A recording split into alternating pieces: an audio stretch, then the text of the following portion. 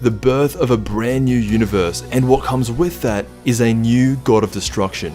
This is the story of Dragon Ball New Horizon, a very ambitious Dragon Ball fan story that takes place after the end of not just Dragon Ball Super, but also Dragon Ball Z. He calls a ceremony between all 12 gods of destruction and their angels. For the first time, we actually see the Omni King somewhat serious, and they're not smiling or happy. It's kind of like they've taken the decisions into their own hands for this brief moment. Universe 6 and 7 arrive to this ceremony, and you see all the other gods bowing down, being professional, and then Beerus and Champa are just there, being twin brothers. They're fighting, and they're being very unprofessional gods of destruction, especially around the presence of the Omni King. So they straight up say to him, be quiet, and you have this shot of their eyes wide open, and it's just the most creepy thing in the world when they do that. So now that all the gods of destruction are here and in line, what the Omni King has decided is, because after seeing the Tournament of Power and getting a pretty good look at all of the universes, he has decided to give Universe 7 a gift. And now, depending on where you stand, this could either be a very good gift or something that is really, really bad. Because Universe 6 and 7 are so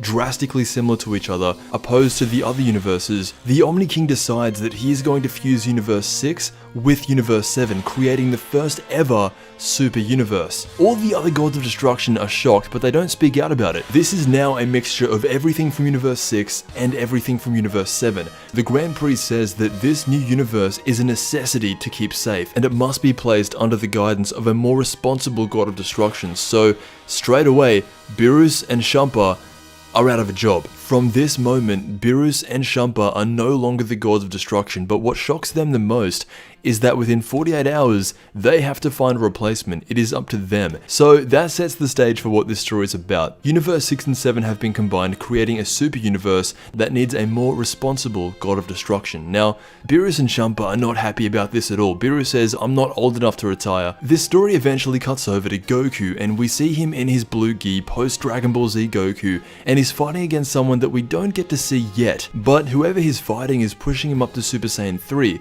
and of course, that's when Beerus and Whis arrive. Beerus stops this fight immediately and takes the attention away from Goku and says, Goku, I know that you've refused this before, but this time, you've got no choice. Whis goes on to say that we are making a tier list of the best Universe 7 warriors, and of course, your number one pick. And Beerus explains to him that Goku, you need to be the god of destruction. And Goku, well, he's not excited about that. He puts his hand behind his head and says, I don't think I'd be a good god of destruction, which is true. Goku would be a terrible god of destruction, but he also says that he can't really go right now because he is dedicated to making his pupil the strongest he can be, and that's when we see that the person Goku was fighting was actually Oob. Beerus gets mad at Goku, but he knows there's nothing he can do. Being a god of destruction, it doesn't roll with Goku's nature, and in the long run, it just wouldn't work. Beerus goes to the next Saiyan in line, which is Vegeta, and this is very different. The years have been kind to Vegeta. He is now sitting on a throne, now known as King Vegeta. Because Universe 6 and 7 fused, that made it a lot easier for Vegeta to go to the Universe 6 Saiyan home, and who would have thought he became king? So when Beerus asks him to become a god, he says, I'm already the king of my people. I have no interest in becoming a god.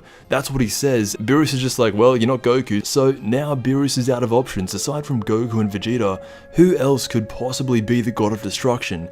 And that's when it happens. The person they go to is Frieza. In this storyline, Frieza becomes the next god of destruction. Beerus pitches the idea to Frieza as, imagine what you could do with just the title alone of becoming a god of destruction. The power that you would have over everyone in the universe would be insane. You can tell that Beerus doesn't want him to say yes, but he has no choice. The Omni King will destroy everyone if they say no, and Frieza, it doesn't show his face, but it shows his mouth, and he is smiling. This is what he's been waiting for, and in this storyline, Frieza becomes the most powerful man in his universe. He now has Whis and Vados by his side. This is the beginning of God of Destruction Frieza in this brand new super universe, and that is where the first chapter ends. Lots of tying things together with Dragon Ball Super and the end of Dragon Ball Z. I like this story a lot.